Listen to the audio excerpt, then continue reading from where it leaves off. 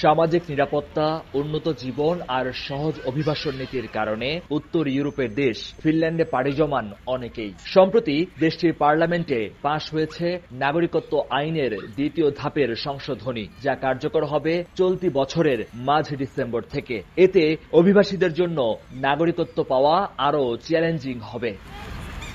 সবচেয়ে বড় পরিবর্তন এসেছে রেসিডেন্সি রিকোয়ারমেন্ট বা বসবাসের সময়সীমায়। আগে বৈধভাবে 5 বছর দেশটিতে বসবাস করলেই নাগরিকত্বের জন্য আবেদন করা যেত। এখন সেই সময় বাড়িয়ে করা হয়েছে 8 বছর। তবে কেবল সময় নয়, আর্থিক স্বনির্ভরতাও বড় বিষয় হয়ে দাঁড়িয়েছে অভিবাসীদের জন্য। যদি কেউ আবেদনের আগের 2 বছরের মধ্যে 3 মাস সামাজিক সহায়তা অর্থাৎ বেকার ভাতা নিয়ে থাকেন, সেক্ষেত্রে তার আবেদন বাতিল হতে পারে। শুধুমাত্র সিটি ব্যাংকে অ্যাকাউন্ট থাকলেই করতে পারবেন গুগল পে। তাই অ্যাকাউন্ট খুলুন আজই।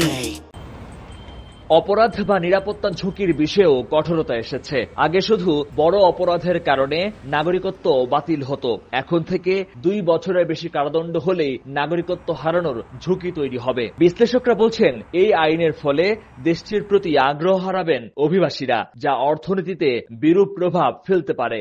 নতুন কোনো লোকজনের ওখানে আগমন ঘটছে না, বার্থ রেট খুবই কম এবং বিদেশ থেকে লোকজন সব শহরে যাচ্ছে না। ওই সব শহরের সিটি কাউন্সিলে যারা আছে, মেয়র যারা আছে, হার্লিতুস যারা আছে, তারা চাচ্ছে বেশি করে লোক ওসব জায়গায় যাক, কিন্তু লোক নাই, ইমিগ্রেন্ট নাই। অথচ এরা আবার একই সাথে ইমিগ্রেন্ট বিরোধী কার্যকলাপ করছে। সুতরাং খুবই রিডিকুলাস একটা অবস্থা এবং এদের কোনো এজেন্ডা নাই। স্থানীয় গণমাধ্যম উলে নিউজের তথ্য মতে ফিনল্যান্ডে প্রতি বছর প্রায় 10,000-এরও বেশি মানুষ নাগরিকত্বের আবেদন করেন।